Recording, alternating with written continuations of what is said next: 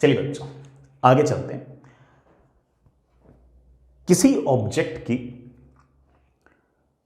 Temperature increase करने पर अगर लेंथ इंक्रीज होती है, इसके बेसिस पे कुछ सवाल और भी करते हैं। ठीक है, अगला सवाल दैट इज, सवाल ही मान सकते हैं उसको, that is measuring length using metallic scale. Actually क्या है बेटा कि हम जानते हैं कि टेम्परेचर बढ़ने पर ऑफ कोर्स ऑब्जेक्ट्स एक्सपेंड करती हैं, और हम किसी ऑब्जेक्ट की लेंथ जो है वो ऑफ कोर्स किसी स्केल से मेजर कर रहे हैं। तो ऐसा भी तो हो सकता है कि स्केल जो है वो भी एक्सपेंड कर जाए, और खास तौर से अगर वो स्केल मेटल की बनी होगी तो उसमें एक्सपेंशन भी सिग्निफिकेंट हो सकता है। हाँ, वुड की बनी होगी तो उसमें एक्सपेंशन थोड़ा सा कम होता है, बट स्टिल अगर मेटल की बनी हो तो उसमें एक्सपेंशन तो अच्छा खासा हो सकता है। तो उस कारण से आई होप तुम समझ में क्या कहना चाह रहा हूँ कि उस कारण से हमारे जो रीडिंग्स है उस पर फर्क आ सकते हैं। क्या क्या रीडिंग्स आएंगी, कैसे कैसे रीडिंग्स आएंगी, उसको हम हल्का फुल्का देखते हैं। तो मैं एक दो केस ले रहा हूँ स्पेसिफिकली बेटा, दो ही केस काफी हमारे लिए। पहला case, object is not expanding, object is not expanding,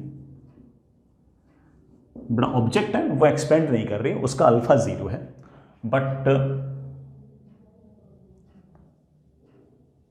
scale is expanding, बड़ा स्केल जो है वो एक्सपेंड कर रही है ऑन इंक्रीजिंग टेम्परेचर। ठीक है, मान लीजिए कि टेम्परेचर है T डिग्री सेल्सियस। तो T डिग्री सेल्सियस पर आपके पास ये कोई ऑब्जेक्ट है जिसकी लेंथ है लेट से L0 सेंटीमीटर, और ऑब्जेक्ट का जो अल्फा है बेटा वो 0 है, मतलब तुम्हें टेम्परेचर बढ़ाना है बढ़ा दो, इस रॉड की लेंथ तो यही रहेगी। ठीक है, इसकी लेंथ मेजर करने के लिए ऑफ कोर्स मैं इसके साइड में बेटा ऐसे एक स्केल लगाऊंगा, और उसमें बेटा ऐसे 1-1 सेंटीमीटर के ऐसे, हालांकि 1-1 सेंटीमीटर में 10 बीच में खाने और भी होंगे, वो मिलीमीटर में होंगे, लेकिन ऐसे में सेंटीमीटर्स दिखा रहा हूँ कि ऐसे बेटा आपके खांचे बने होंगे 1-1 सेंटीमीटर के। ये लेट से बेटा आपका 1 सेंटीमीटर है। फिर ये जो स्केल है ये जिस भी मैटर से बनी है उसका अल्फा दे रखा है, अल्फा S।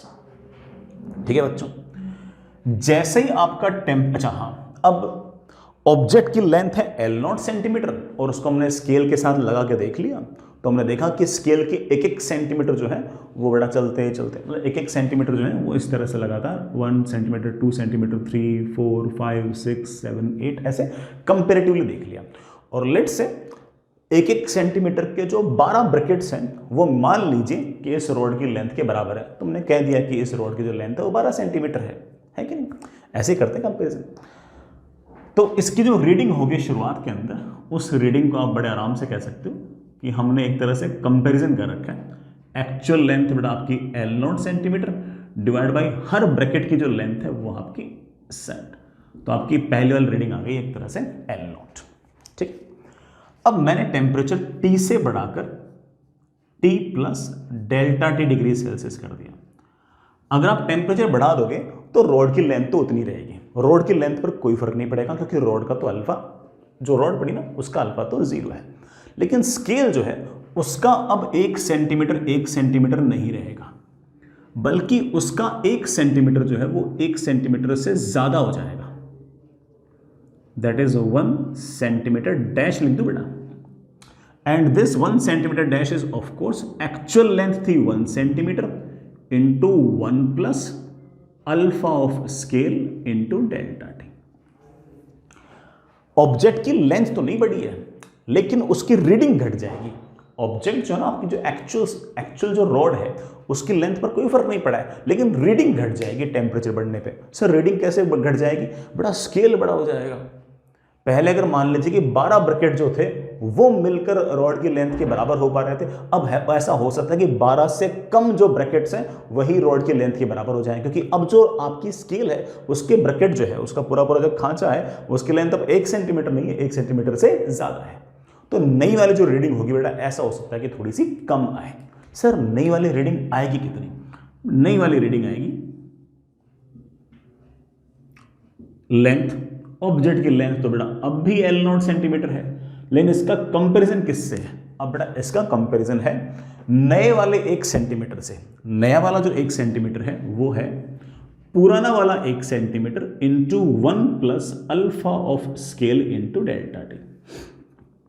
इससे मेरे पास आ गया that is L0 1 plus alpha of scale into delta T. और आप देख सकते हो बेटा इसकी जो वैल्यू है ये L0 से कम है, बेटा ये L0 से कम है। तो इस तरह से पहले रीडिंग आपकी आ रही थी L0 और अब रीडिंग आ रही है L0 से कम। द ओनली रीजन इज कि आपका जो स्केल है वो एक्सपेंड हो गया। बड़ा अगर स्केल अगर एक्सपेंड हो गया तो भले ही रॉड की लेंथ बढ़े नहीं, लेकिन रीडिंग तो कम आएगी क्योंकि स्केल खुद अब एक्सपेंड हो गया है, तो वो रीडिंग कम देगा और इतनी रीडिंग देगा। आप चाहो तो थोड़ा इस फॉर्मूले को आप याद भी रख सकते हो, हालांकि बहुत ही ट्रिवियल सी बात थी, कोई बहुत इतनी बड़ी बात नहीं थी। ठीक है बच्चों, बड़ा एक सवाल करें। एन ऑब्जेक्ट हैविंग अल्फा ओ 0, मतलब बेटा उस ऑब्जेक्ट का अल्फा 0 है, have length 20 centimetre reading if measured by a scale। और जो स्केल है ना बेटा उसका अल्फा मुझे दे रखा है दैट इज 2 इंटू 10⁻⁻⁵ पर degree Celsius by a scale। What will be reading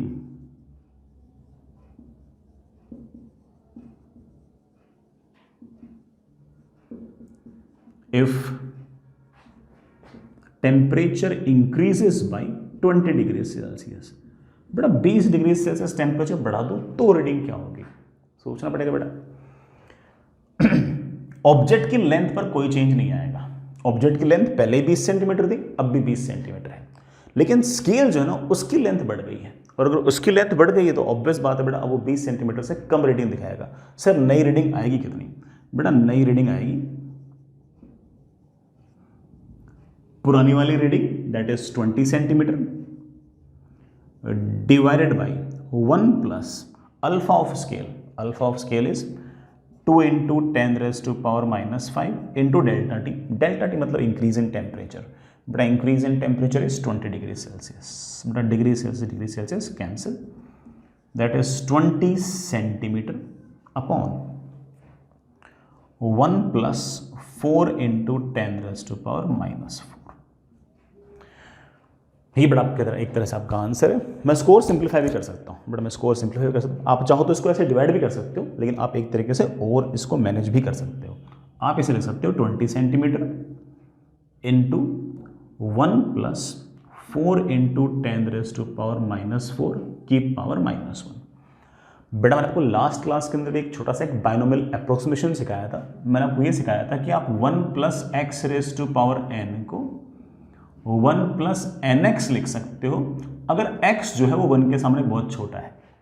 तो 1 के सामने ये 4 इंटू 10⁻⁴ जो है तो बहुत ही छोटा है, तो आप बड़े आराम से बड़े इस -1 को अंदर ला सकते हो और आप लिख सकते हो कि इट इज 20 सेंटीमीटर इंटू 1 -1 यहाँ पर है -4 इंटू 10⁻⁻⁴। कहाँ लिखूं? ऊपर लिख दो।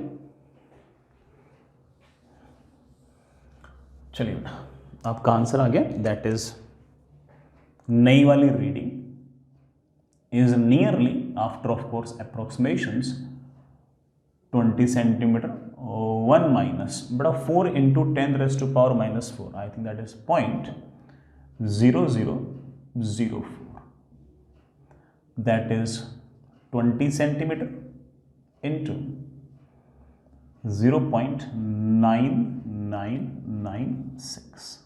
ये बड़ा आपका आंसर, मल्टीप्लाई कर देना, ये बड़ा आपका आंसर। ये बच्चों आपका आंसर। तो ऐसे छोटे मोटे बाइनोमियल अप्रोक्सीमेशन हमारे काम आते हैं बच्चों। हमारे जो कई बार आंसर्स होते हैं वो बाइनोमियल अप्रोक्सीमेशन के बाद ही लिखे होते हैं, तो हमें इतना अप्रोक्सीमेशन तो आना ही चाहिए। ठीक है बेटा, ऐसा सवाल अगेन बेटा आप IIT एडवांस में, JEE मेन में, दोनों में ही एक्सपेक्ट कर सकते हो। हालांकि मैं इससे बेटर फॉर्मूला भी लिखूंगा बच्चों, ठीक है, आप उसकी चिंता मत करो। मैं एक छोटा सा फॉर्मूला और भी लिखाऊंगा जिसमें ऑब्जेक्ट भी एक्सपेंड कर रही हो और स्केल भी एक्सपेंड कर रहा हो, तो उस केस में क्या होगा वो फॉर्मूला हम याद करेंगे, वो बेटर है बच्चों, वो वाला फॉर्मूला बेटर है। ठीक है, तो सेकेंड केस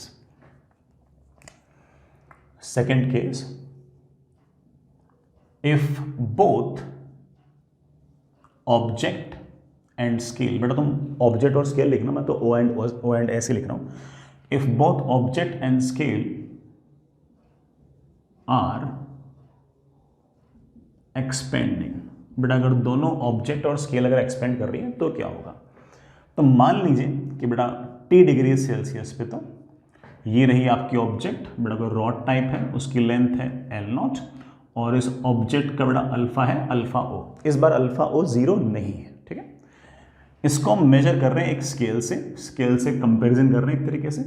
स्केल बेटा ऐसे 1-1 सेंटीमीटर के खांचे बन रखे हैं, 1-1 सेंटीमीटर के ब्रैकेट बन रखे हैं और उनसे मैं इसका एक तरह से कंपैरिजन कर रहा हूँ। ठीक है, इसका जो एक खांचा है, एक ब्रैकेट है, उसकी लेंथ है 1 सेंटीमीटर। ऑफ कोर्स इसकी जो रीडिंग आएगी उसको तुम बड़े आराम से कह सकते हो कि sir reading is basically L0 centimetre is compared with 1 centimetre, so reading is basically let's say L0। ठीक है बच्चों, जो आपका स्केल है वो जिस भी मटेरियल से बना हुआ है उस मटेरियल का मुझे अल्फा दे रखा है, अल्फा एस। अब क्या हुआ कि बच्चों टेम्परेचर है ना वो थोड़ा सा बढ़ा, और ऑफ कोर्स अगर टेम्परेचर थोड़ा सा अगर बढ़ेगा तो रॉड की लेंथ भी बढ़ेगी। जो रॉड की लेंथ पहले L0 थी अब वो हो जाएगी L0 1 plus alpha of rod या alpha of object into delta T, और साथ ही साथ जो स्केल है बेटा वो भी तो एक्सपेंड करेगी। अब जो स्केल का 1 सेंटीमीटर जो रीडिंग दिखा रहा है वो एक्चुअल में 1 सेंटीमीटर थोड़ी है, एक्चुअल का 1 सेंटीमीटर तो ये था। ये जो 1 सेंटीमीटर है इसको आप कहोगे सर ये वाला 1 सेंटीमीटर ना होकर ये है 1 centimetre into 1 plus alpha of scale into delta T.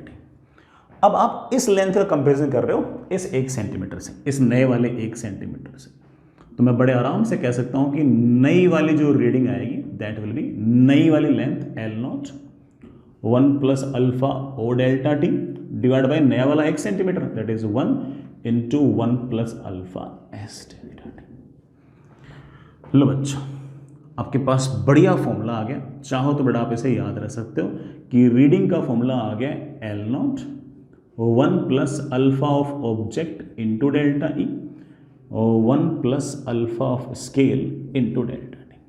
अच्छा फॉर्मूला है बेटा। ठीक है, अच्छा इसमें एक बात और बोलूँगा, आप मान लो बेटा टेम्परेचर बढ़ा रहे हो, ठीक है, मैं एक बार के लिए डेल्टा टी को ऐसे पॉजिटिव मान रहा हूँ कि टेम्परेचर जो बढ़ा है, ठीक है, डेल्टा टी को मैं पॉजिटिव मान रहा हूँ। अब ऐसे केस में अगर अल्फा ओ और अल्फा एस दोनों बराबर हुए, अगर अल्फा ओ और अल्फा एस दोनों बराबर हुए तो रीडिंग तो अनचेंज्ड रहेगी, ये दोनों कैंसिल हो जाएंगे और रीडिंग पहले भी L0 थी अब भी L0 रहेगी। कारण आप समझ गए, अगर दोनों का अल्फा बराबर है इस बात का ये अर्थ हो गया कि जितना आपकी रॉड एक्सपेंड की उतना ही आपका स्केल एक्सपेंड कर गया और इस कारण से रीडिंग एग्जैक्टली उतनी की उतनी ही आ गई। तो मैं यहाँ पर एक बात बोल दूँ बेटा, अगर आपने टेम्परेचर बढ़ाया है मतलब डेल्टा टी पॉजिटिव है, तो अगर अल्फा ऑफ ऑब्जेक्ट और अल्फा ऑफ स्केल दोनों बराबर हैं तो उस केस में आप बड़े आराम से कह सकते हो कि जो रीडिंग है वो अनचेंज्ड रहेगी। ठीक है बच्चों, लेकिन अगर मान लीजिए कि अल्फा ओ बड़ा हुआ और अल्फा ऑफ स्केल छोटा हुआ, तो अल्फा ओ बड़ा हुआ अल्फा एस छोटा हुआ, तो ये वाली टर्म बड़ा बड़ी होगी ये वाली टर्म छोटी होगी, तो ये जो फ्रैक्शन आएगा ये 1 से बड़ा आएगा और जो रीडिंग आएगी वो L0 से बड़ी आएगी। तो उस केस में बड़े आराम से कह सकता हूं कि रीडिंग जो है वो एक्चुअली बढ़ गई है। क्यों बढ़ गई है? क्योंकि ऑब्जेक्ट ज़्यादा एक्सपेंड हुआ है और आपका जो स्केल है वो कम एक्सपेंड हुआ है। लेकिन अगर मान लीजिए कि ऐसा हुआ कि ऑब्जेक्ट का अल्फा कम हुआ और स्केल का अल्फा ज़्यादा हुआ, मतलब ऑब्जेक्ट कम एक्सपेंड हो रही है, स्केल ज़्यादा एक्सपेंड हो रही है, तो स्केल अगर ज़्यादा एक्सपेंड हो रही है, अल्फा एस अगर बड़ा है, तो ये वाला फ्रैक्शन जो आएगा, इनको डिवाइड करोगे तो ये वाला जो फ्रैक्शन है ये 1 से छोटा आएगा। अगर ये 1 से छोटा आएगा तो रीडिंग L0 से छोटी आएगी। और ऐसे केस में हम बड़े आराम से कह सकते हैं कि जो रीडिंग है बड़ा वो घटी है। घटनी तो थी, आपकी जो ऑब्जेक्ट है वो बड़ा कम एक्सपेंड हुई है और स्केल ज़्यादा एक्सपेंड हो गई। कंपेरिजन तो स्केल ही से कर रहे हो, तो ऑब्वियस बात है रीडिंग हल्की सी कम हो जाएगी। ठीक है बच्चों, अक्सर बड़ा ये डिवीजन मुश्किल होता है। मुश्किल क्यों होता है तुम बड़ा कारण तो समझ ही क्यों, नीचे वाली टर्म बड़ा 1.000 कुछ आती है, उससे डिवीजन बड़ा हल्का सा मुश्किल तो रहता ही है। हालांकि करना चाहे तो कर ही सकते हैं, लेकिन डिवीजन फिर भी मुश्किल तो है। इस कारण से हम इसका अप्रोक्सीमेटेड फॉर्मूला ज़्यादा याद रखते हैं। सर अप्रोक्सीमेटेड फॉर्मूला है क्या? देखना बेटा, अप्रोक्सीमेटेड फॉर्मूला है L0 1 plus alpha of object into delta T, 1 plus alpha of scale into delta T की पावर -1। बाइनोमियल अप्रोक्सीमेशन लगाओ, लगाता हूँ बेटा बाइनोमियल अप्रोक्सीमेशन। अब तो आदत सी पड़ चुकी है, मेरे ख्याल से मेरे बच्चे भी समझ गए होंगे कि क्या करेंगे। अल्फा एस डेल्टा टी 1 के सामने बहुत छोटी वैल्यू होगी, तो आप इस -1 को ऐसे नीचे ला सकते हो। ये आ गया 1 minus alpha S delta T. मैं इसको बड़े आराम से लिख सकता हूँ L0 बड़ा मल्टीप्लाई करना 1 plus alpha not delta T minus alpha S delta T minus alpha not alpha S delta T का स्क्वायर। ये बड़ा मेरे पास 4 टर्म्स आई। इन 4 टर्म्स में से ये वाली टर्म बहुत छोटी है, क्योंकि अल्फा ओ छोटा है, अल्फा एस भी छोटा है, तो उन दोनों का मल्टीप्लिकेशन तो और छोटा आएगा।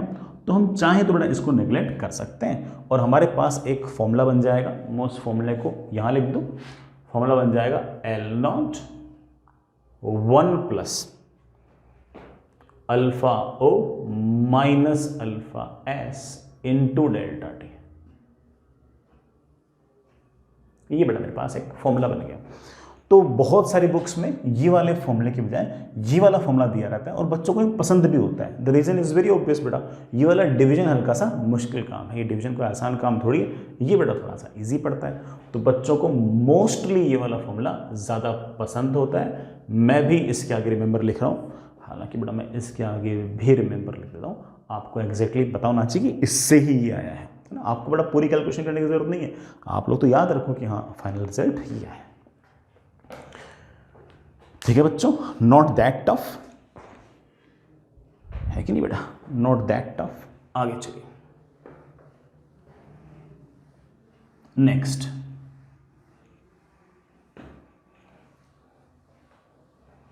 एक इस बात पे हम सवाल करते हैं बच्चों,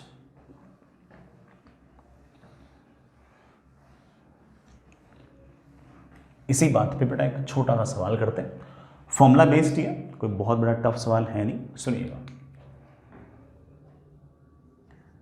हमारे पास कोई ऑब्जेक्ट है, उसके साथ बड़ा इस तरह से कोई स्केल है। ठीक है बच्चों, अभी टेम्परेचर 20 डिग्री सेल्सियस है और जो रीडिंग आ रही है लेंथ की बड़ा वो आपकी 40 सेंटीमीटर्स आ रही है। इस रॉड की जो लेंथ है वो 40 सेंटीमीटर्स आ रही है, स्केल से कंपेरिजन कर रखा है इस तरह से।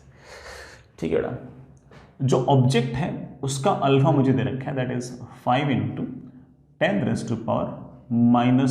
पर डिग्री सेल्सियस। जो स्केल है उसका अल्फा मुझे दे रखा है 3 × 10⁻⁻⁴ पर डिग्री सेल्सियस।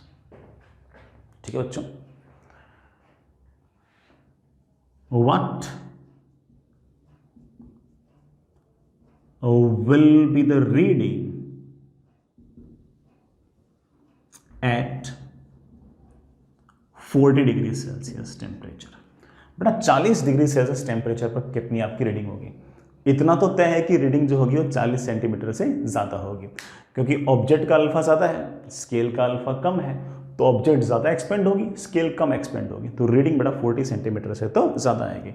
मान लो 4 ऑप्शन रहे और 4 ऑप्शन में से 3 ऑप्शन जो है वो बड़ा 40 सेंटीमीटर से कम हुआ और सिर्फ एक ही ऑप्शन 40 सेंटीमीटर बड़ा हुआ, तो बिना कैलकुलेशन ऑफ टिक लगा सकते हो, कोई दिक्कत नहीं।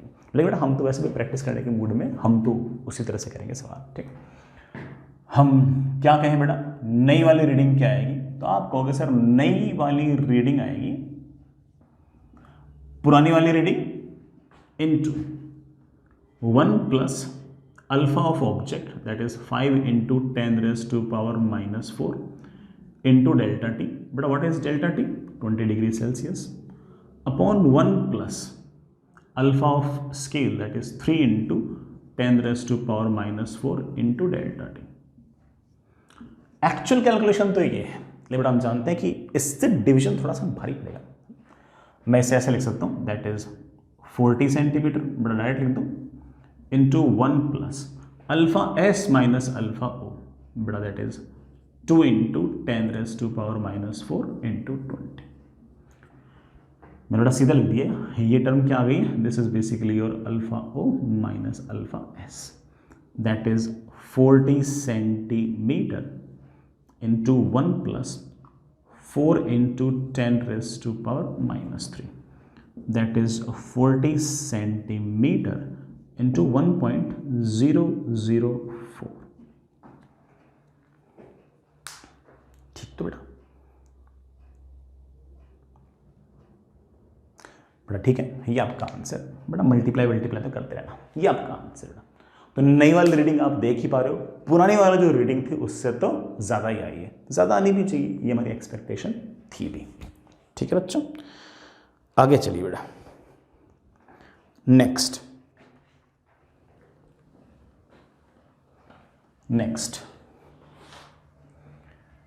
चलिए बेटा आगे बढ़ते हैं।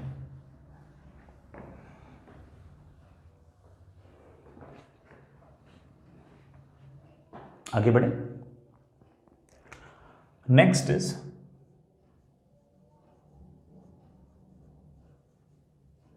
Thermal stress. बड़ा नेक्स्ट इज थर्मल स्ट्रेस। बहुत ही छोटी सी बात है, लेकिन मुझे थोड़ा बेसिक से बताना पड़ेगा, बिकॉज हमें एक बार ये भी देखना पड़ेगा कि एग्जैक्टली स्ट्रेस क्या है। दिमाग वाला स्ट्रेस नहीं, मैटर के ऊपर किस किस तरह से स्ट्रेस लग सकता है, सॉलिड्स पर किस किस तरह से स्ट्रेस लग सकता है, उसको डिस्कस करते हैं। सुनिए बेटा, मान लीजिए कि आपके पास इस तरह से कोई रॉड है,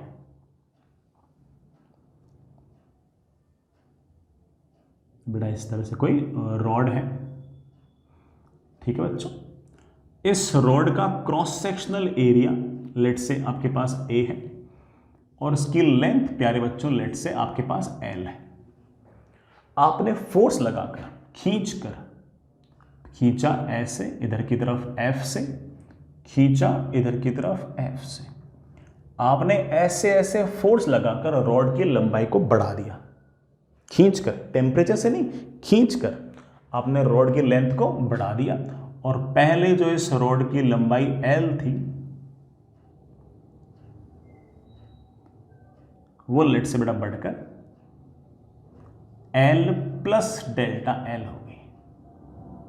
ठीक है बच्चों, ये आपने लंबाई कैसे बढ़ाई है, टेम्परेचर से नहीं बढ़ाई है, खींच के बढ़ाई है। ठीक, खींच के अपने रॉड की लेंथ बढ़ा दी। हालांकि ऐसा नहीं कि रॉड की लेंथ बढ़कर दुगनी हो जाएगी, लेकिन हल्का फुल्का चेंज आएगा, वो हल्का फुल्का चेंज लेट से डेल्टा एल है। ठीक है, तो यहां पर हमारे लिए 3 टर्म्स बहुत इंपॉर्टेंट है। एक तो है स्ट्रेन। स्ट्रेन होगी कि आपने रॉड की कितनी लंबाई बढ़ाई है खींचकर, लंबाई बढ़ाई है खींचकर, घटाई हो तो पुश करके, बढ़ाई हो तो खींचकर। बढ़ा भी सकते हैं, घटा भी सकते हैं, फॉर्मूले मोर और लेस बेटा सेम ही रहेंगे। स्ट्रेन होगा हमेशा change in length upon actual length, change in length upon actual length. ये चेंज इन लेंथ क्या है, change in length due to applied force. जो आपने फोर्स अप्लाई किया है उसके कारण कितनी चेंज इन लेंथ है बेटा, वो है ना। कंप्रेस करोगे तो घट जाएगी, खींचोगे तो बढ़ जाएगी। और एल क्या है बेटा, एल है आपकी एक्चुअल लेंथ। एल है बेटा आपकी एक्चुअल लेंथ। ठीक है प्यारे बच्चों, ये है आपका स्ट्रेन। ये बड़ा एक्चुअल वापस से लिखता हूं। ठीक, नेक्स्ट इज एक टर्म और है, that is stress. Stress is simply कि आपने रॉड का जो क्रॉस सेक्शन है उसके परपेंडिकुलर डायरेक्शन में कितने फोर्स से खींचा है या पुश किया है, इस केस में खींचा है, upon cross sectional area. Stress is simply कितना फोर्स लगाया है डिवाइड बाई ये बड़ा आपका जो क्रॉस सेक्शनल एरिया है। ये है बड़ा आपके स्ट्रेस एंड स्ट्रेन। ये स्ट्रेस और जो स्ट्रेन है ये आपस में एक फॉर्मूले से रिलेटेड है and it is something like this. y होता है, it is your Young's modulus. ये बड़ा एक कांस्टेंट होता है और ये हर मैटर का फिक्स होता है। आयरन का यंग्स मॉडुलस कोई फिक्स वैल्यू होगी, कॉपर का कोई फिक्स वैल्यू होगी, रबर की कोई फिक्स वैल्यू होगी। यंग्स मॉडुलस हर का दिया रहता है and Young's modulus is always बड़ा your stress upon strain. Stress क्या है, कितना फोर्स लगाया है पर यूनिट एरिया। स्ट्रेन क्या है, लंबाई कितनी चेंज हुई है अपॉन एक्चुअल लेंथ। लंबाई कैसे चेंज हुई है, खींच कर या पुश करके, पुल करके या पुश करके। ठीक, ये बड़ा अपना स्ट्रेस है। ये तो अभी तक स्ट्रेस है। ठीक है, थर्मल स्ट्रेस मैंने अभी तक बताया भी नहीं है, ये तो सिर्फ और सिर्फ क्या अपना स्ट्रेस है। ठीक है, चलिए बच्चों अब थर्मल स्ट्रेस क्या है उसको सुनते हैं बेटा। बहुत ही इंटरेस्टिंग सा है, ऐसे बिल्कुल घबराने वाली बात है ही नहीं, मैं हूं ना, सब देख लेंगे। चलिए बच्चों, सिचुएशन ऐसी है बेटा, ऐसा है कि ये एक फिक्स्ड एंड है, ये एक फिक्स्ड एंड है, ये बड़ा एक फिक्स्ड एंड है और इन दोनों के बीच में एक स्ट्रिंग मैंने बांध रखी है और इस स्ट्रिंग के अंदर शुरुआत में किसी प्रकार की कोई टेंशन नहीं है। हाँ, ये जो रस्सी है या फिर ये जो तार है, ये जिस भी मैटर का बना हुआ है उसका यंग्स मॉडुलस y है। इसका क्रॉस सेक्शनल एरिया जो है वो बेटा a है, इसकी लंबाई बेटा l है और इसका coefficient of thermal expansion alpha है। Coefficient of thermal expansion alpha है। ठीक है, ठीक है, यहां तक ठीक। अब मैंने क्या किया कि इस अरेंजमेंट का टेम्परेचर लेट से T डिग्री सेल्सियस है और मैंने इसका टेम्परेचर घटाकर लेट से T minus delta T degree Celsius कर दिया। अगर टेम्परेचर घटाओगे तो ऑब्वियस बात है कि इस रस्सी की लेंथ तो घटनी चाहिए, है कि बेटा, घटनी चाहिए। अगर ये दोनों एंड से ना बंधी होती, अगर ये दोनों एंड से ना बंधी होती तो इस नए वाले टेम्परेचर पर इस तार की एक्चुअल लेंथ, इस तार की जो एक्चुअल लेंथ है वो होनी चाहिए थी बेटा, क्या होना था, एल नॉट इंटू, सो बेटा पहले वाली जो लेंथ है मैं उसको एल नॉट लिख रहा हूं बेटा। ठीक है, कोई दिक्कत तो नहीं है, जो पहले लेंथ थी मैं उसको एल नॉट लिख रहा हूं, L not into 1 plus alpha इस तार का इंटू डेल्टा टी। बेटा temperature change plus delta T नहीं है, माइनस डेल्टा टी है, तो यहां आ जाएगा minus delta T. Sir length तो कम होनी चाहिए, हाँ बेटा कम हो तो गई, पहले लेंथ थी एल नॉट, अब घटकर हो जानी चाहिए L not 1 minus alpha delta T. लेकिन ये लेंथ तो तुम टेम्परेचर घटने पर तब घटती ना जब आप लेंथ घटने देते, आपने घटने नहीं दी।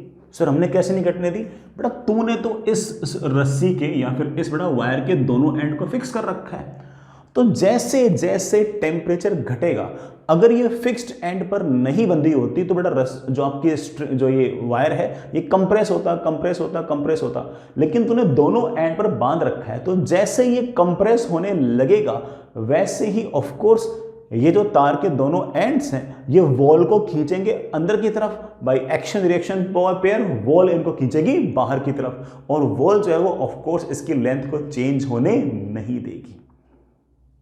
सर लेंथ चेंज नहीं होगी क्या, ऑफ कोर्स बेटा नहीं होगी। अगर आप रस्सी के दोनों एंड को इस तरह से बांध कर अगर टेम्परेचर घटाओगे तो ऑब्वियस बात है कि रस्सी की लेंथ घटना चाहती है, लेकिन जो दोनों एंड है वॉल के वो ऑफ कोर्स इस वायर के दोनों एंड्स को बाहर की तरफ खींचेंगे और रस्सी की लेंथ जितनी घटनी चाहिए थी टेम्परेचर के कारण उतनी ही बढ़ा देंगे। कौन बढ़ा देंगे? जो दीवार के दोनों एंड्स है वो फोर्स लगाकर बढ़ा देंगे और उतनी की उतनी बढ़ा देंगे। सर अभी तो आप कह रहे थे कि उतनी की उतनी लेंथ रहनी चाहिए। फिर से बोलता हूं इस बात को, लेंथ घट रही है किसके कारण? टेम्परेचर घटने के कारण। लेंथ बढ़ रही है किसके कारण? जो दीवार है वो बाहर की तरफ धक्का लगा रही है उसके कारण। और जितना टेम्परेचर घटने के कारण लेंथ घटी उतना ही फोर्स के कारण लेंथ बढ़ी और एग्जैक्टली जितनी लेंथ पहले थी उतनी लेंथ बाद में रहेगी। लेकिन इस कारण से पूरी की पूरी रस्सी में एक टेंशन आ गई है। क्यों आ गई है? क्योंकि जो रस्सी है, जो आपका वायर है, वो दीवार को खींच रहा है अंदर की तरफ, दीवार खींच रही है बाहर की तरफ, और जो फोर्स से दीवार उसको बाहर की तरफ खींच रही है या फिर रस्सी जो है वो दीवार को अंदर की तरफ खींच रही है, वही तो हमारी टेंशन इन द वायर या फिर टेंशन इन द स्ट्रिंग हो जाएगी। I hope you get the point. अभी बेटा अपन कैलकुलेशन भी करते हैं, कोई बहुत बड़ा टास्क है नहीं। तो इस नए वाले टेम्परेचर पर ये लेंथ होनी चाहिए थी, लेकिन हम जानते हैं कि हमने तो रस्सी को ऐसे दो फिक्स्ड एंड्स पर बांध रखा है, तो रस्सी की लेंथ तो बेटा अब भी कितनी है? L0 है। इसका मतलब इस लेंथ से ये वाली लेंथ बढ़ गई है। ये किसने बढ़ाई? ये पक्की बात है कि जो दीवार है उसने बाहर की तरफ खींचा होगा किसी न किसी फोर्स से। पक्की बात है दीवार ने जरूर खींचा होगा बाहर की तरफ किसी न किसी फोर्स से। सर कितनी लेंथ बढ़ी है? बड़ा कितनी लेंथ बढ़ी है जरा चेक करना। लेंथ बढ़ी है दिस माइनस दिस, बड़ा L0 minus L0 1 minus alpha delta T, that comes out to be L0 into alpha delta T. Sir ये तो उतनी ही लेंथ बढ़ गई जितनी लेंथ टेम्परेचर घटने के कारण कम हुई थी। बड़ा ऑब्वियस बात है, टेम्परेचर घटने के कारण जितनी लेंथ कम होनी चाहिए थी, ये जो फोर्स लगे हैं, जो स्ट्रेस लगे हैं, उसके कारण उतनी लेंथ वापस से बढ़ गई है। और इसी कारण तो बड़ा आपका जो वायर है उसकी एक्चुअल में लेंथ में किसी प्रकार का कोई चेंज नहीं आया है। Fair enough. अब बड़ा देखना, वी नो दैट कि यंग्स मॉडुलस इज सिंपली क्या बेटा? Stress upon strain. स्ट्रेस होगा, रस्सी में कितनी टेंशन है बेटा? पूरी की पूरी जो वायर है, जो रस्सी है, इसमें टेंशन है F। इधर से दीवार खींच रही है F से, उधर से दीवार खींच रही है F से, ये F मुझे निकालना है, अपॉन इस वायर का cross sectional area. Sir strain बेटा, स्ट्रेन होता है change in length upon actual length. बेटा मैं इसे लिख सकता हूं FL upon A delta L। F ठीक है, L मतलब एक्चुअल लेंथ, कि इसकी एक्चुअल लेंथ कितनी होनी चाहिए। अब बड़ा मजे की बात यह है कि इस नए वाले टेम्परेचर पर इस तार की एक्चुअल लेंथ L0 नहीं होनी चाहिए। कितनी होनी चाहिए थी? ये वाली लेंथ होनी चाहिए थी एक्चुअल। तो सर एक्चुअल लेंथ तो L0 थी बेटा, L0 तो T डिग्री सेल्सियस टेम्परेचर पर लेंथ थी। आपने टेम्परेचर घटा दिया तो टेम्परेचर घटने के कारण लेंथ भी तो चेंज होनी चाहिए। तो इस टेम्परेचर पर आपकी लेंथ ये होनी चाहिए थी। हाँ है L0, क्यों? क्योंकि आपने बाहर की तरफ दीवार में ऐसे खींच रखा, कर दिया उसने। तो इस नए वाले टेम्परेचर पर एक्चुअल लेंथ होनी चाहिए थी L0 1 minus alpha delta T upon cross sectional area into change in length. Change in length is L0 alpha delta T.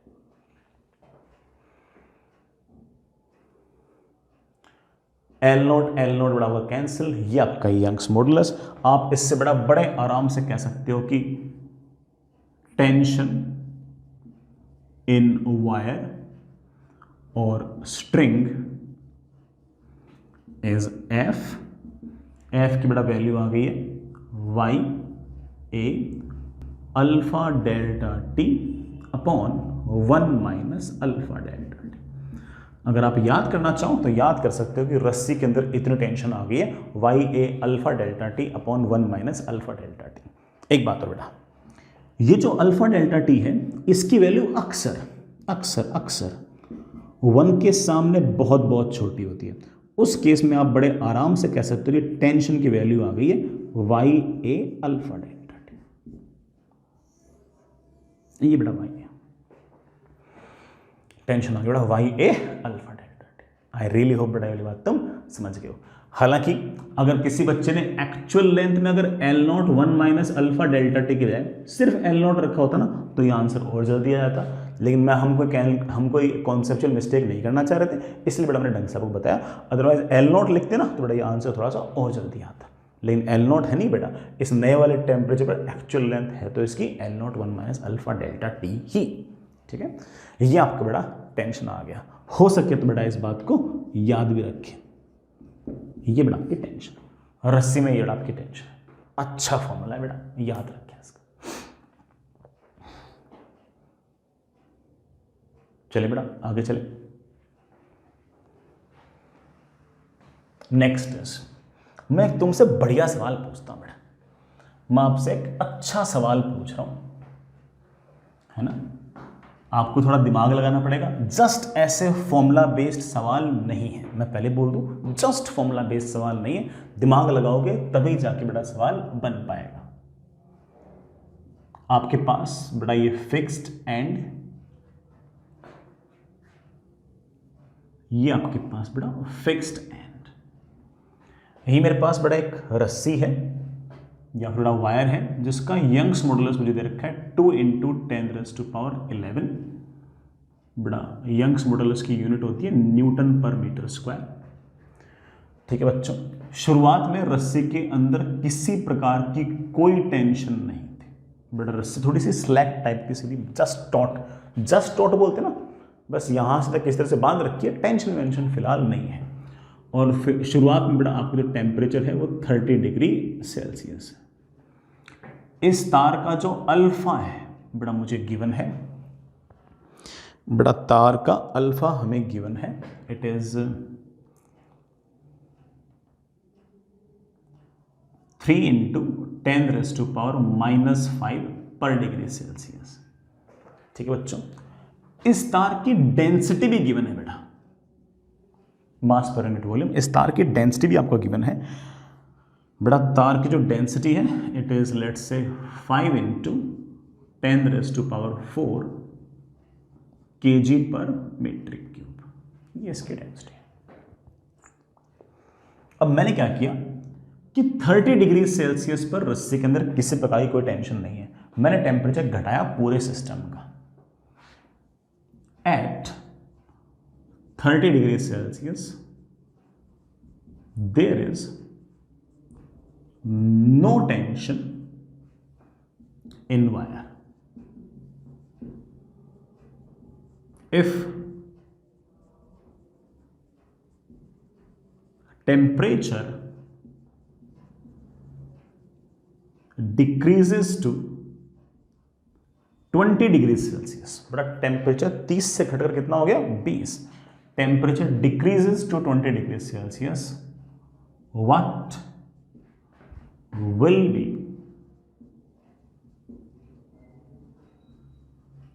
the speed of wave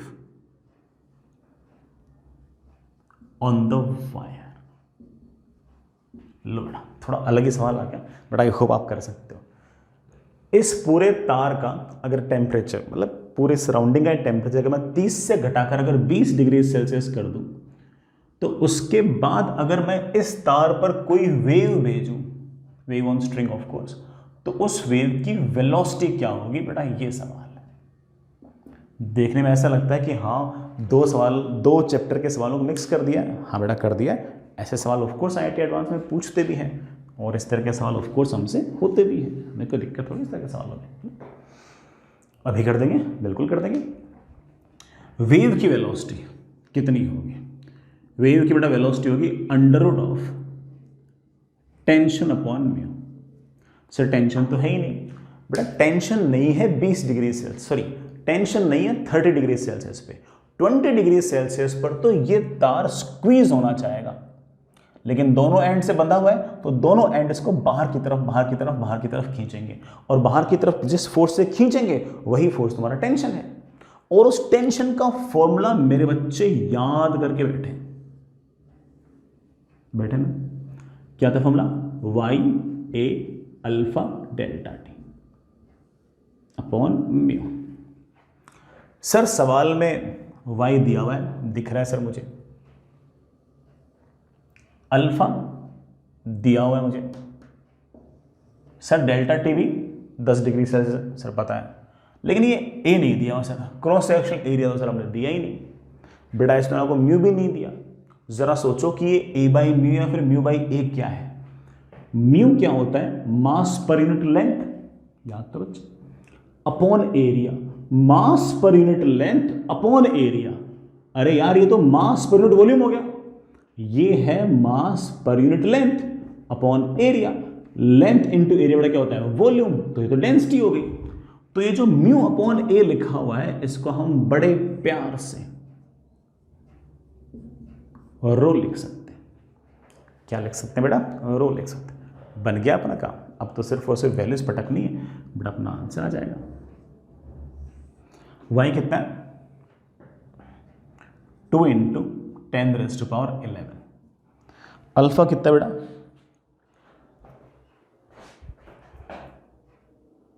alpha कितना है?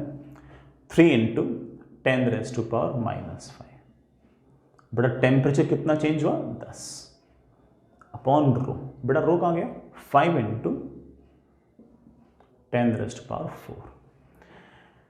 ठीक है बेटा, ये कितना आ गया? 7 आ गया, 7 और ये 1 कितना हो गया? 8। ये हो गया मेरे ख्याल से 10⁻3। ठीक है बेटा, 10⁻3 हो गया। मैं इसको बड़े आराम से लिख सकता हूँ 20 × 3/5। 10⁻3 में से बड़ा एक 10 तो मैंने यहाँ लगा दिया, 10⁻2 बड़ा बच गया, उसका रूट आएगा 10। ठीक है बेटा, ये कितना आ गया? 4 का रूट कितना आएगा? 2। तो मेरे पास आ गया 20√3 मीटर/सेकेंड। एक बार कैलकुलेशन जरूर चेक कर लेना बेटा, मेरे ख्याल से आंसर आ गया 2 बेटा बाहर आया 4 का, 20 × √3 मीटर/सेकेंड। ये वेलोसिटी ऑफ वेव आ गई। बढ़िया आंसर। सारी चीज़ें SI यूनिट में थी तो ऐसे पुट करने में कोई खास दिक्कत नहीं आई, बड़े आराम से मामला अपना सेट सही हो गया। ठीक है बच्चों, तो आंसर आ गया आपका 20√3 मीटर/सेकेंड। यही नहीं, अगर इस रस्सी की मैं यहां से तक लेंथ दे दूं तो इस केस में आपसे ये पूछ सकता, बताओ फंडामेंटल फ्रीक्वेंसी का फॉर्मूला क्या होगा? V/2L। फिफ्थ हार्मोनिक का क्या फॉर्मूला होगा? 5V/2L। 10th हार्मोनिक का फॉर्मूला क्या होगा? 10V/2L। ये जो मैं सवाल बोल रहा हूँ, ये IIT JEE एडवांस का सवाल है, पुराने ज़माने का, जब पेपर सब्जेक्टिव पूछते थे, हालांकि उस टाइम एग्जाम का नाम IIT JEE एडवांस ना होकर IIT मेन हुआ करता था, मेन उसका नाम हुआ करता था। आजकल मेन जो है वो तो है ना, पहले वाले एग्जाम का नाम हो गया और बाद वाले का एडवांस हो गया। पहले क्या था, जो एक्चुअल एग्जाम था ना फाइनल वाला, उसका नाम मेन था। ठीक है, तो उसमें ये सवाल पूछा, बताओ 5वें हार्मोनिक की फ्रीक्वेंसी क्या होगी? तो 5V/12। V बड़ा हम यहाँ से निकाल चुके हैं, L सवाल के अंदर दे रखा था। तो आई एम एक्सपेक्टिंग कि बेटा तुम फॉर्मूला भी याद रख लोगे और आपको सिचुएशन भी बड़े आराम से क्लियर हो गई होगी। ठीक है, आगे चलते हैं बच्चे। नेक्स्ट चलिए बेटा आगे बढ़ते हैं।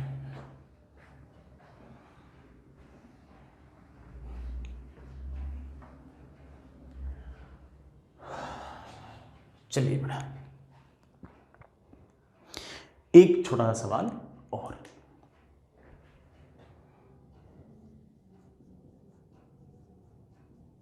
Effect of temperature on moment of inertia. बेटा मोमेंट ऑफ इनर्शिया पर टेम्परेचर का क्या फर्क पड़ेगा? बेटा पड़ेगा तो सही।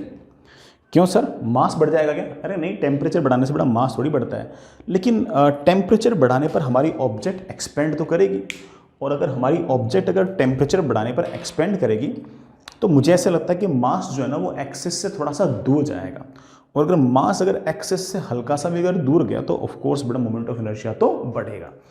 तो ऐसा मेरा मानना है कि टेम्परेचर बढ़ने के साथ साथ मोमेंट ऑफ इनर्शिया बढ़ेगा, और कारण मैंने आपको बता ही दिया है ना, मास नहीं बढ़ रहा, लेकिन मास कम से कम एक्सिस से दूर तो जा ही रहा है। Separation between any pair of points must increase, ये तो बोला मैंने आपको।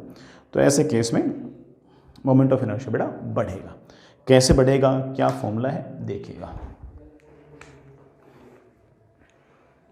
लिखना चाहो तो इस बात को लिख भी सकते हो कि इन जनरल अगर हम टेम्परेचर बढ़ाएंगे तो mass will get farther from axis, बड़ा एक्सिस से थोड़ा सा दूर जाएगा और इस कारण से ऑफ कोर्स हमारा जो मोमेंट ऑफ इनर्शिया है वो बढ़ेगा, एमआई तो बढ़ेगा।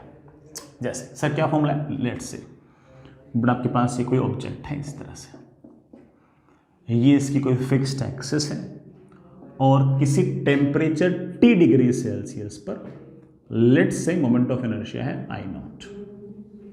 ठीक है बच्चा, ये I नॉट कैसे निकालते हैं आप लोग जानते हैं बेटा, यहां से R डिस्टेंस दूर एक छोटा सा मास लिया करते थे हम लोग dm, और हम ये लोग ये कहा करते थे कि ये जो मोमेंट ऑफ इनर्शिया है इट इज बेसिकली वो dm मास एक्सिस से कितने डिस्टेंस दूर है उसका स्क्वायर, और ऐसे छोटे छोटे छोटे dm लिया करते थे और उन सब के ही dm इंटू आर स्क्वायर को जोड़ लिया करते थे।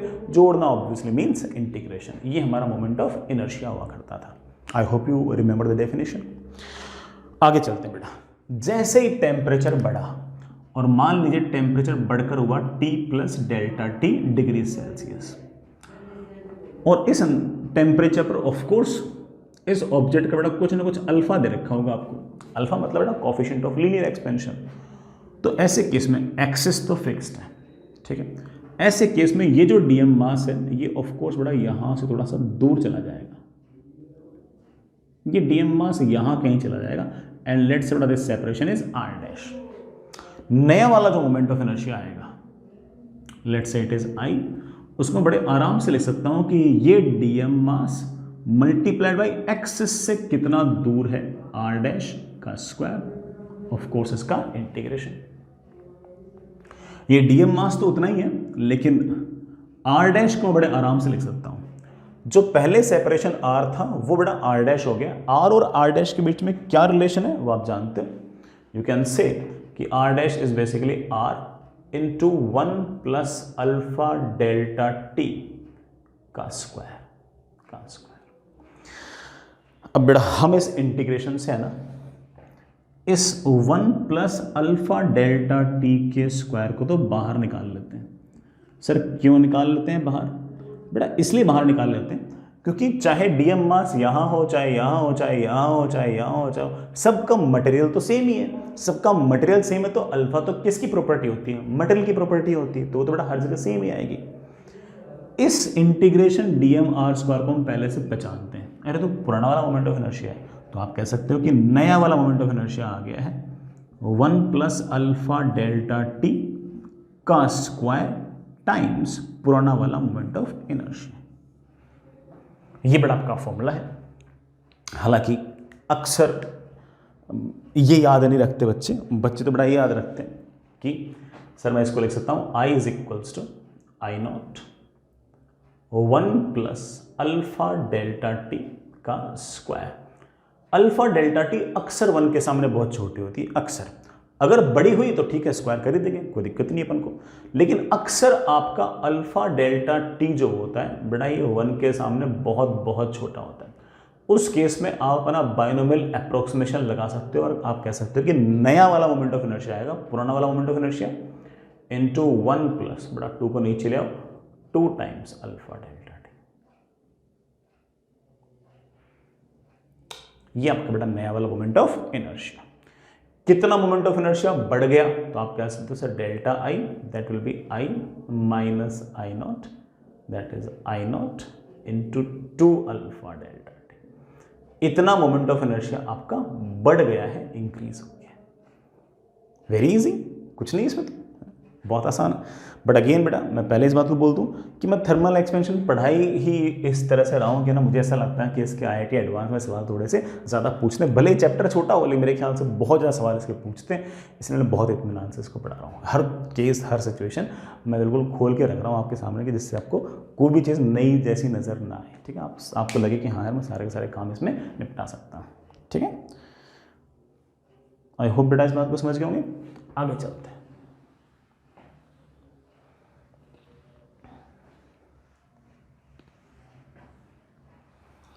आगे चलते हैं।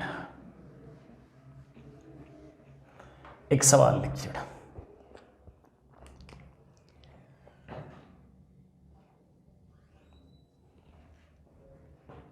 बेटा एक सवाल लिखिए, ये बेटा आपके पास एक डिस्क है, यूनिफॉर्म डिस्क, टेम्परेचर है आपका 20 डिग्री सेल्सियस। ये जिस भी मटेरियल की बनी हुई है उसका अल्फा है बेटा 5 × 10⁻⁻⁴ पर डिग्री सेल्सियस। ठीक है बच्चों, ये एक्सिस है, इस एक्सिस के अबाउट बेटा ऐसे घूम सकती है, और इस एक्सिस के अबाउट इसका मोमेंट ऑफ इनर्शिया मुझे गिवन है, सवाल में गिवन है कि इस टेम्परेचर पर इसका moment of inertia 2 kg/m²। It is given. मेरा सवाल बेटा आपसे ये है कि what will be moment of inertia of course of the same disk at 0 degree Celsius. बेटा 0 डिग्री सेल्सियस पर इस डिस्क का मोमेंट ऑफ इनर्शिया क्या होगा, सेम एक्सिस के अबाउट निकाल देंगे। टेम्परेचर घटा है तो ऑफ कोर्स बेटा डिस्क हल्की से स्क्वीज हुई होगी, कंप्रेस हुई होगी। अगर स्क्वीज हुई होगी तो ऑफ कोर्स बेटा मासेस जो है वो एक्सिस के नजदीक आए होंगे। मास अगर एक्सिस के नजदीक आए होंगे तो ऑब्वियस बात मोमेंट ऑफ इनर्शिया तो घटा होगा। सर हमने तो फॉर्मूला बढ़े हुए निकाल रखा था। अरे कोई बात नहीं बेटा, उसमें डेल्टा टी को नेगेटिव रख दो। ऐसा थोड़ी कि बेटा टेम्परेचर बढ़ने के लिए वो वाला फॉर्मूला काम देगा, वो तो हमेशा देगा। टेम्परेचर बढ़ रहा हो तो डेल्टा टी को पॉजिटिव रख दो, टेम्परेचर घट रहा हो तो नेगेटिव लिख दो। हम बेटा कोई लोड थोड़ी लेंगे इसमें। आप कह सकते हो कि नया वाला moment of inertia will be, पुराना वाला moment of inertia that is 2 kg/m²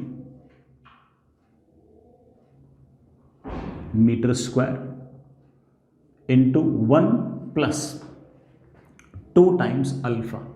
Alpha is 5 × 10⁻⁴ per degree Celsius multiplied with change in temperature. Change in temperature is -20 degree Celsius. बेटा माइनस में पहले लगा चुका हूँ, डिग्री सेल्सियस बेटा क्या हो गया, कैंसिल।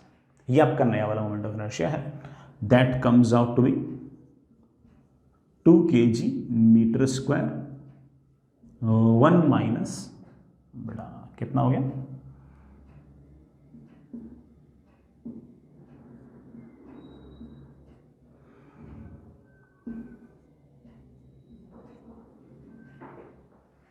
यही बात है, दैट इज 2 kg/m²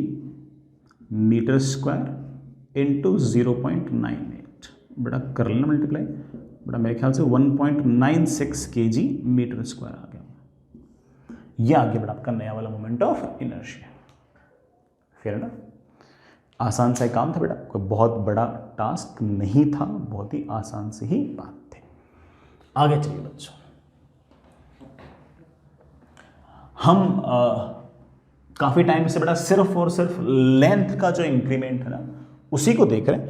हम अगर चाहें तो एरिया कितने टाइम्स बढ़ेगा, वॉल्यूम कितने टाइम्स बढ़ेगा, उनको भी हम हल्का फुल्का डिस्कस कर सकते हैं। ठीक है, सुनो कैसे, हेडिंग लिखिए, नेक्स्ट इज एरियल एक्सपेंशन या फिर सुपरफिशियल एक्सपेंशन। नाम से आइडिया लग गया होगा बेटा। अब इस बार हम एरिया के बढ़ने की बात करेंगे, कोई दिक्कत नहीं बेटा, सब हो जाएगा। आपके पास लेट्स से कोई रेक्टेंगल है,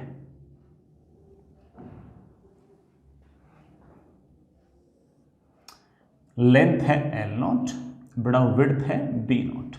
ये कोई रेक्टेंगुलर प्लेट है। ये हालत बेटा T0 डिग्री सेल्सियस पे है और इसका कोफिशिएंट ऑफ लीनियर एक्सपेंशन जो है वो अल्फा दे रखा है। तो इसका T0 डिग्री सेल्सियस पर जो एरिया होगा that will be of course L0 into B0। अब क्या हुआ बेटा कि मैंने टेम्परेचर बढ़ा दिया और टेम्परेचर बढ़कर T0 plus delta T degree Celsius हो गया। जैसे टेम्परेचर बढ़ गया तो पहले भी रेक्टेंगल था, बाद में रेक्टेंगल रहेगा। भाई साइजेस बढ़ेंगे, इसकी शेप थोड़ी चेंज होगी। और नई वाली लेंथ, नई वाली विड्थ हम बड़े आराम से इस तरह से लिख सकते हैं। नई वाली लेंथ लेट से L, नई वाली बड़ा विड्थ लेट से B। इस नए टेम्परेचर पर बड़ा, इस नए टेम्परेचर में कहूंगा कि एरिया विल बी नई वाली लेंथ इंटू नई वाली विड्थ। नई वाली लेंथ को आप कह सकते हो कि पुरानी वाली length into 1 plus alpha delta T. नई वाली विड्थ को आप कह सकते हो कि पुरानी वाली width into 1 plus alpha delta T. ये जो L0 B0 है इसको आप कह सकते हो कि सर दिस इज बेसिकली अपना पुराना वाला area into 1 plus alpha delta T का स्क्वायर। ये आगे बेटा अपने नए एरिया का फॉर्मूला। हालांकि अगेन तुम जानते हो कि बेटा मैं इसके अंदर बायनोमियल अप्रोक्सीमेशन तो लगाऊंगा बिकॉज अल्फा डेल्टा टी जो है वो अक्सर 1 के सामने बहुत छोटा रहता है। तो मैं इसको राइट डाउन कर सकता हूँ कैसे, that is A0 1 plus 2 alpha delta T. आप कहोगे सर तो फॉर्मूला काफ़ी हद तक है ना वही आ गया जो लेंथ के लिए था, वही एरिया के लिए आ गया। बिल्कुल, बस इतना सा फर्क पड़ा कि लेंथ वाले में यहां पर अल्फा था, बड़ा पर क्या आ गया 2 अल्फा। ठीक है बच्चों, तो मैं एक बात और बोल सकता हूं, इसको मैं ऐसे लिख सकता हूं A0 1 plus beta delta T. यहां पर एक नया कांस्टेंट लिखने की कोशिश की है, नया या कुछ नहीं है। ये जो बीटा है ये बेटा एक तरह से आपके 2 टाइम्स अल्फा की जगह लिखा गया है। अल्फा क्या था, कोफिशिएंट ऑफ लीनियर एक्सपेंशन, तो बीटा को हम लिख सकते हैं कोफिशिएंट ऑफ एरियल एक्सपेंशन या फिर बेटा वही कोफिशिएंट ऑफ सुपरफिशियल एक्सपेंशन।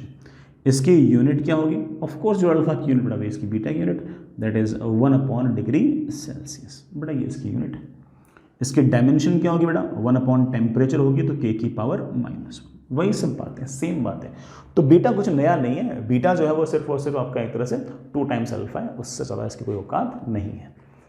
अच्छा, एरिया कितना चेंज हुआ है, कोई मुझसे पूछ ले कि sir what is change in area, तो मैं कहूँगा बेटा change in area is of course final minus initial. मेरे ख्याल से बेटा आ गया है that is beta times A0 delta T. ये बेटा आपका एरिया चेंज। लेंथ की चेंज हुआ करती थी अल्फा L डेल्टा टी, यहां पर बीटा आ गया, बस इतना से फर्क है। मैं आपसे पूछ रहा हूं what is fractional change in area.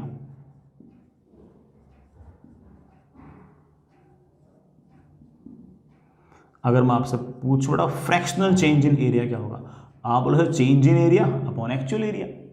Actual area तो A0 था, तो इन beta times A0 delta T upon A0 cancel, बड़ा that is beta times delta T या फिर 2 times alpha delta T. Sir percentage change निकालना हो, बड़ा परसेंटेज चेंज निकालना हो तो 100 से मल्टीप्लाई कर दो। अच्छा, कुछ नोटिस किया, जो लेंथ का फ्रैक्शनल चेंज था वो अल्फा डेल्टा टी था और यहां पर फ्रैक्शनल चेंज आया 2 अल्फा डेल्टा टी।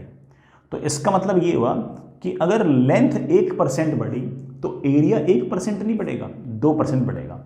लेंथ अगर 0.5% बढ़ी तो एरिया जो होगा वो 1% बढ़ेगा। लेंथ अगर 0.4% बढ़ी तो एरिया आपका 0.8% बढ़ेगा। ये बेटा आपको नजर आ गया होगा इससे, क्योंकि उसमें बेटा अल्फा था, यहाँ पर 2 अल्फा है, वहां पर अल्फा था, यहाँ पर बीटा है। Beta is of course 2 alpha, है ना। आई होप बेटा ठीक है, ऑब्वियस सी बात है, कोई इतना बहुत भारी काम ये है नहीं। आगे चलते हैं बच्चों, आगे बढ़ते हैं।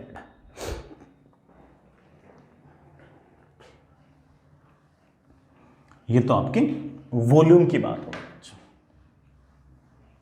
सॉरी वॉल्यूम की नहीं, ये किसकी बात हुई, एरिया की। ऐसी ही बात हम वॉल्यूम में कर सकते हैं, है ना। ऐसा कोई बहुत बड़ा टफ टास्क तो है नहीं, ऐसी बात बेटा हम वॉल्यूम में कर सकते हैं। चलिए सुनिए, उसका भी हम नाम निकाल लेते हैं।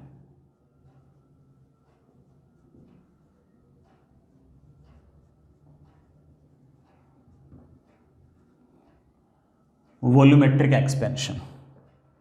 जैसे बेटा मान लीजिए कि आपके पास कोई क्यूबॉइड टाइप है,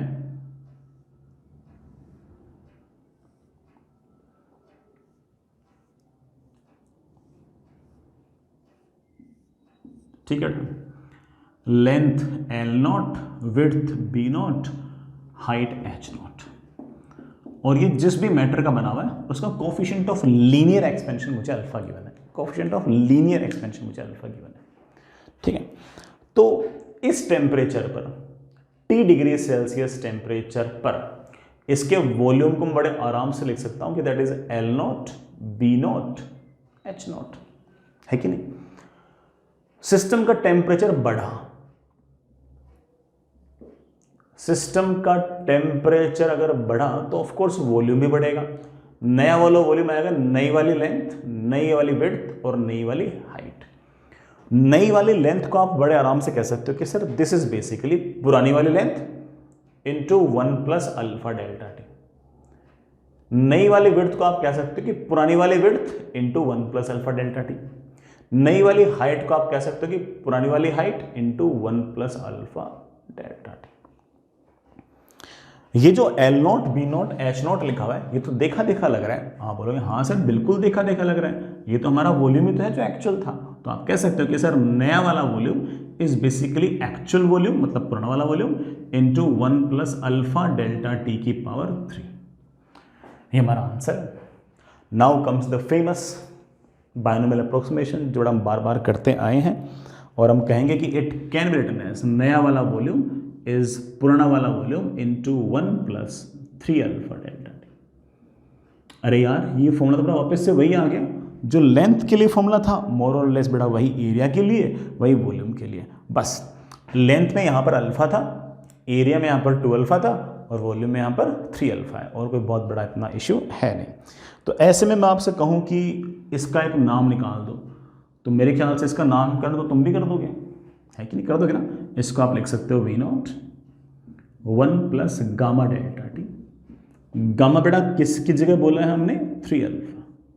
नया कांस्टेंट नहीं है, सिर्फ और सिर्फ 3 अल्फा का नाम निकाल देंगे। क्या नाम निकालने का मन आपका, क्या नाम निकालने का मन है बेटा? मेरे ख्याल से आप इसका नाम निकालना चाह रहे होंगे कोफिशिएंट ऑफ वॉल्यूमेट्रिक एक्सपेंशन, और सब बातें बेटा वही, ठीक है, वही यूनिट 1 डिग्री सेल्सियस, वही इसके डायमेंशन k की पावर -1, दैट्स इट।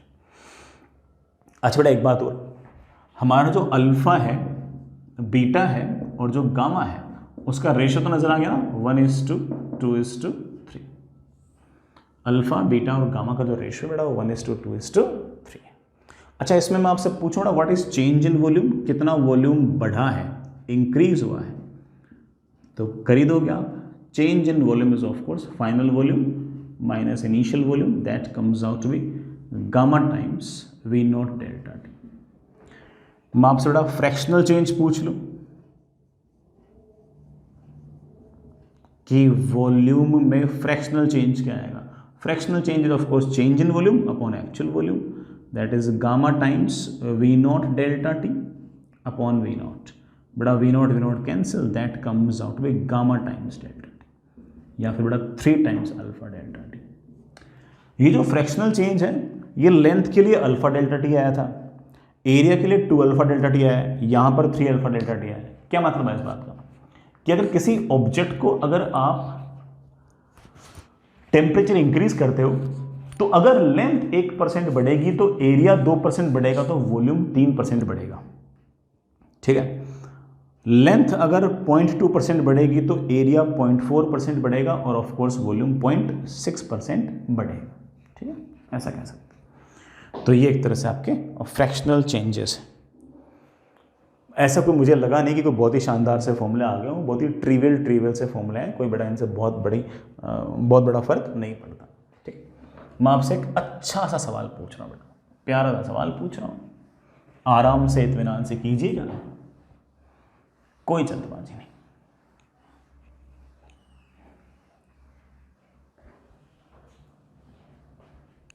है ना, टेक योर टाइम। आपके पास ये एक कंटेनर है,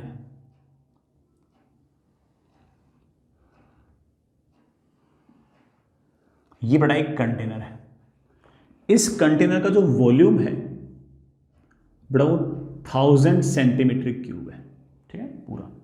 और ये जो कंटेनर है ये जिस भी क्या कहते हैं बेटा उसको, जिस भी मटेरियल से बना है उस मटेरियल का जो अल्फा है इट इज गिवन एज 4 × 10⁻⁻⁴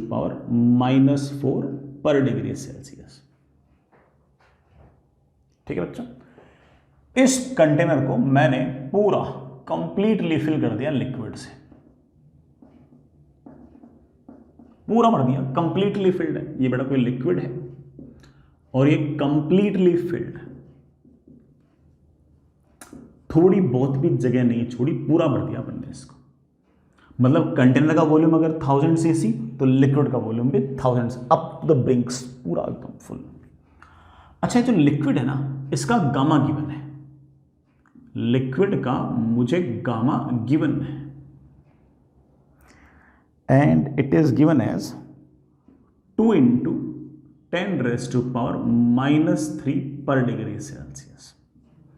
इसका गामा मुझे गिवन है 2 × 10⁻³ पर डिग्री सेल्सियस। अभी फिलहाल तो पूरा भरा हुआ है। अब मैंने क्या किया, if temperature increases by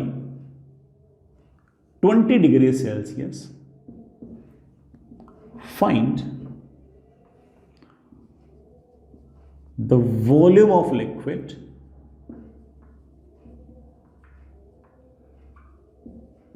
which overflows। कितना लिक्विड जो है वो ओवरफ्लो कर जाएगा, ओवरफ्लो मतलब बाहर निकल जाएगा। इतना सवाल है, इतना सवाल, ठीक है, इतना सवाल। अब देखो, मुझे ऐसा लगता है कि जरूर है ना भाई, शुरुआत में तो लिक्विड का वॉल्यूम और कंटेनर का वॉल्यूम बराबर ही था, दोनों का वॉल्यूम 1000 cc था, 1000 सेंटीमीटर क्यूब था, ठीक। अब मुझे ऐसा लगता है कि सवाल की लैंग्वेज को देख के ऐसा लगता है कि जरूर लिक्विड ज्यादा एक्सपेंड हुआ होगा और कंटेनर कम एक्सपेंड हुआ होगा, और जितना लिक्विड एक्स्ट्रा एक्सपेंड हुआ होगा उतना लिक्विड ओवरफ्लो कर गया होगा, है कि नहीं बेटा, उतना ही ओवरफ्लो कर गया होगा।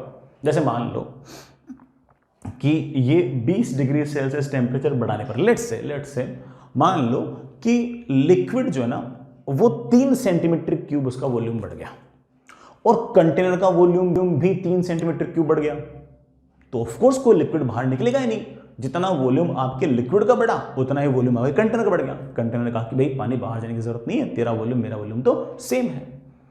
लेकिन अगर मान लो कि इस 20 डिग्री सेल्सियस टेम्परेचर बढ़ने पर लिक्विड जो है उसका वॉल्यूम तो 5 सेंटीमीटर क्यूब बढ़ गया, लेकिन आपका जो कंटेनर है उसका सिर्फ और सिर्फ 3 सेंटीमीटर क्यूब ही वॉल्यूम बढ़ा, पहले तो बराबर थे।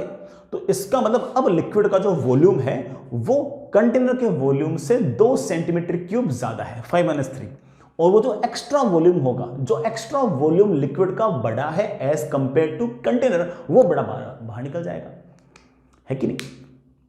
अगर मान लो कि हमारा लिक्विड जो है वो इस तरह से एक्सपेंड हुआ कि 8 सेंटीमीटर क्यूब उसका वॉल्यूम बढ़ गया और हमारे कंटेनर का वॉल्यूम जो है वो सिर्फ और सिर्फ 5 सेंटीमीटर क्यूब ही बढ़ा, तो जो 5 सेंटीमीटर क्यूब जो पानी है वो तो अंदर रह जाएगा, बाकी 3 कहां जाएगा, बाहर चला जाएगा। तो आप बड़े आराम से ऐसा कह सकते हो। तो आप ऐसा कह सकते हो कि वो वॉल्यूम जो ओवरफ्लो करेगा इट विल बी कितना वॉल्यूम लिक्विड का बढ़ा माइनस कितना वॉल्यूम कंटेनर का बढ़ा। सर लिक्विड का कितना वॉल्यूम बढ़ा, बेटा लिक्विड का वॉल्यूम बढ़ा है, लिक्विड का इनिशियल वॉल्यूम V0, बेटा मैं इसको V0 लिख दूंगा, इनटू लिक्विड का gamma into delta T, minus container का कितना बढ़ा, कंटेनर का बढ़ा है V0, बेटा इनिशियल दोनों का सेम ही है, गामा किसका, कंटेनर का, डेल्टा टी। मेरे पास आ गया that is V0 gamma of liquid minus gamma of container into delta T.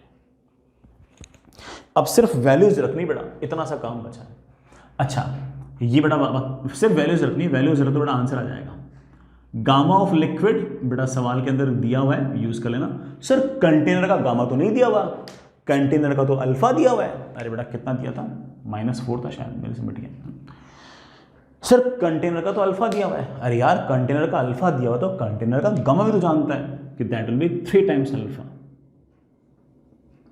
अब सिर्फ और सिर्फ वैल्यूज रखनी है, तो कितना वॉल्यूम आपका ओवरफ्लो करेगा, बड़ा आंसर आ चुका है, मैं बड़ा वेरिएबल्स में लिख चुका हूं, सिर्फ और सिर्फ वैल्यूज रखनी है। V0 है 1000 cc,